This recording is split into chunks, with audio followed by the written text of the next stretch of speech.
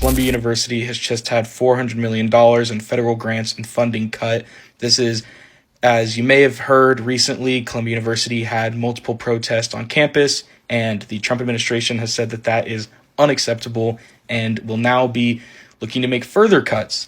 Columbia University has already established a commission that is looking into anti-Semitic hate on campus, and apparently this was not enough, so we are now going to see what this exactly cuts, what programs, what grants are going to be cut out of the university. They have stated that they are going to try to work with the Trump administration to restore this funding, but we will see what happens. But this is a major hit to the idea of free speech as well as peaceful protest on campus, and we will see what continues from this. And this may be something that is going to affect other universities in the future, but we will see. Columbia University announced today it is laying off 180 staff members working on research funded by federal grants after the Trump administration announced its intent to cut the university's funding. In March, the administration announced it was cutting $400 million in federal funding to the university, accusing it of not sufficiently protecting Jewish students from harassment during pro-Palestinian protests on campus. The university, for its part, says it's been working with the government to meet a list of demands so the research funding can resume. But Columbia says the financial strain in the meantime has been, quote, intense. Joining me now to discuss is CBS News correspondent Meg Oliver here in Studio 57. So, Meg, what is the impact of these cuts, not only to the research funding, but to the faculty members? Well, that's the million-dollar question, because we don't have all those specific details yet. We've reached out to Columbia multiple times today. They have not returned our phone calls. We're still waiting to see how all of that plays out. We do know that 20% of the 180 people that were terminated today were supported by those federal grants. We do know that earlier in the year for Columbia, they had to stop some of their programs, including radiation exposure, some research with ALS, and for tuberculosis. So in the coming days, we are going to find out what innovative projects and research deals had to stop. So we know the Trump administration's demands, some of them include banning face masks, taking control of the Middle Eastern department at the university. Are there demands that the university is not complying with, and therefore these cuts are still happening? So they announced the cuts, and then they started to negotiate to agree to some of these demands so they could hopefully bring back some of this funding. So far, Columbia has agreed to hire more police on campus. They have banned masks. They're looking at their admissions process a little differently. But Harvard, as you know, they're facing the same fate, and they are not agreeing to any of that. In fact, they're suing them. So two very different takes here. We'll see what happens, what plays out with Harvard. Just last night, they were given a letter. If they don't agree to any of these demands, they're being cut off. Donald Trump has just announced cutting $400 million of federal funding to Columbia University over the occupations, and I say protest in quotation marks, that they're allowing on your campus. And I'll get back to that because there's a clear distinction against peacefully protesting and other things that have been going on. I've been following this rather closely. So he is saying that this is just the beginning and there could be more if they don't get it under control. Okay, now let's talk about protesting. So I'm all for protesting, even if I don't agree with you. I like action. I didn't agree with the BLM movement, but they came to my neighborhood and protested. I was there reporting on it. I even walked with them and talked to some of the people that were there. There were no issues. As long as you're not breaking things, you can come to my neighborhood. Protest. That is your right. Say what you believe in. Do it. But there is a difference between doing that, occupying buildings, or, intimidating people, blocking their paths, not letting them get places, harassing them. Like, those things are very, very different. And unfortunately, that's what you've seen a lot of people do. Are there peaceful protesters in that mix somewhere? I'm sure, but if you have a large group of people that are engaging in these activities, obviously that's going to override the whole thing. And you have people that are students that are paying good money to be students there. They deserve to be able to get to their classes and feel safe without having to go through these things or be intimidated on campus. And the thing is, the administration is allowing this to happen. I've seen things go as far, I don't know if this was specifically Columbia University, but students even go as far as occupying whole areas of campus and occupying whole buildings and not letting people in. You can't do that. And especially if I'm someone that's paying tuition there, you can't do that. And you shouldn't get funding if you're doing that, especially if you're saying things that are anti-American. So there's that. There might be more funding cut. There might be more universities for the universities that allow this to go on. But everyone who attends these universities has the right to get to class safety. Due to President Trump's funding cuts, Columbia University has laid off 180 people. These are your daily tax. Indeed, Columbia University announced on Tuesday that 20% of the workforce that is affected by these funding cuts will be eliminated from the university. These cuts stem from Donald Trump's continued war on education, especially within the Ivy League, most notably having recently frozen Harvard and $2 billion of their assets. These cuts come after the administration has made claims that the university is promoting anti-Semitism by allowing protests against what is going on in Gaza. And while Columbia University has made concessions to the Trump administration, these funding freezes are still going through. Per the AP, this research was funding many important medical technologies, including developing an antiviral nasal spray for infectious diseases, to various scientific studies on maternal mortality and morbidity, treatments for chronic illnesses such as long COVID, caring for newborns with opioid withdrawal syndrome, and screenings for colorectal cancer. So yes, while directly speaking these cuts only impact 180 families in the short term, the long-term effects of these research cuts could be very significant. It's work that can save and make better the lives of millions. And while there's discourse to be had about the efficacy of why these cuts are coming in the first place, it also is just another reflection of the fact that there is such a disconnect between the current administration and academia overall. Could Columbia pull from their endowment to fill up the gaps? Yes. Could the administration also realize that this research is important and valuable, and doing a blanket funding cut isn't necessarily the way to go with the types of issues they're talking about? Also yes. And so as Trump's war with academia continues, we look on and hope at the very least, some of these research projects can continue to go forth. Every single time I think, no, Columbia University couldn't possibly go lower, I am unpleasantly surprised. A couple weeks ago, the Trump administration went to Columbia University and they were like, hey, if you don't give in to every single one of these demands that we have on this 3 or 4 page document, then we're never going to give you funding ever again. And Columbia's response to that, instead of fighting back and using their ginormous legal arsenal to pursue other avenues challenging this, they were like, okay.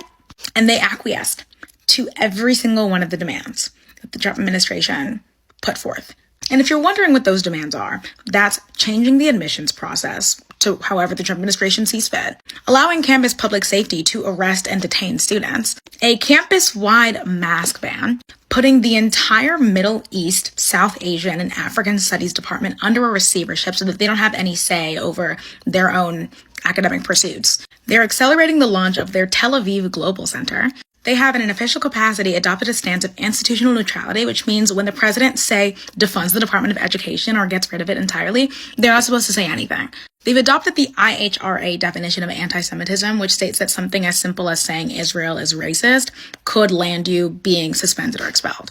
They're expanding more intellectual diversity amongst their faculty, and trust, as someone who went there, there's a good amount of diversity of thought within faculty. There's more. It's a 4-page document. I would list everything, but it would just take too long. Make no mistake, this is the institution's official response to fascistic crackdown within education. And this shouldn't be entirely shocking given the fact this is the same institution that refuses to utter the names of their own students and alumni that have been put into ICE detention and not seen since.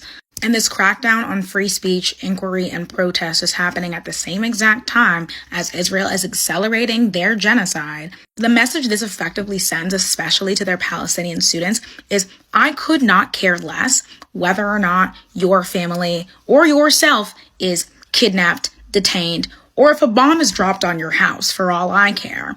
All that matters is that I get my bottom dollar and you shut up and not talk about it in public in my campus. In summation, this is a horrible precedent. Everyone should be speaking out against this. And if you are a faculty member at Columbia, you should be striking. If you are a student, faculty member, parent, alumni, whatever, at any other institution or Columbia in the entire country, you need to be yelling at university administration and trustees to remain accountable to their community and not the fascists in the Oval Office. So you know how Columbia University totally capitulated to Trump's attempt to illegally take over the college, causing Harvard and basically every other university in America to band together to fight Trump, and the only people willing to stick up for Columbia University were some professors? Well, we have an update in that case. This is Article 3, a series where I read and explain all the lawsuits coming out against Trump so you don't have to. Let's get into the update in the American Association of University Professors versus Trump case. By way of background, this case stems from Mahmoud Khalil's arrest by ICE for his participation in some pro-Palestinian rallies that he attended when he was at Columbia University. Trump scooped him up and is attempting to deport him based on his participation in those rallies, which is protected under the First Amendment. Although Columbia University capitulated to Trump's demands and actually didn't get anything out of it, the American Association of University Professors and others sued, basically challenging this policy that Trump passed via executive order to crack down on people who participate in these types of protests. Now, the main issue here is whether Mahmoud Khalil and people like him have a First Amendment right, even if they are not a U.S. citizen, to participate in these protests, and if they can be deported, if their deportation is based on something that they did that's protected under the First Amendment.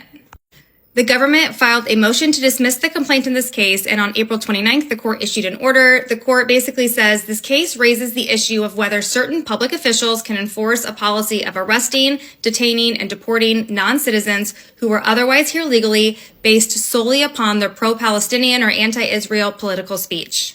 The government brought their motion to dismiss on 5 grounds. The court granted 1, but ultimately denied the rest, allowing this case to proceed. Now, this case is primarily a First Amendment debate case. Do non-citizens have a right under the First Amendment, or can they be deported for their First Amendment speech?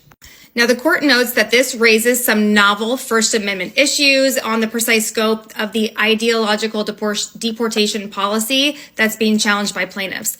The court notes it is well established that non-citizens have at least some First Amendment rights, and that political speech is at, quote, the core of what the First Amendment is designed to protect. So that answers that question. It's protected, even for non-citizens.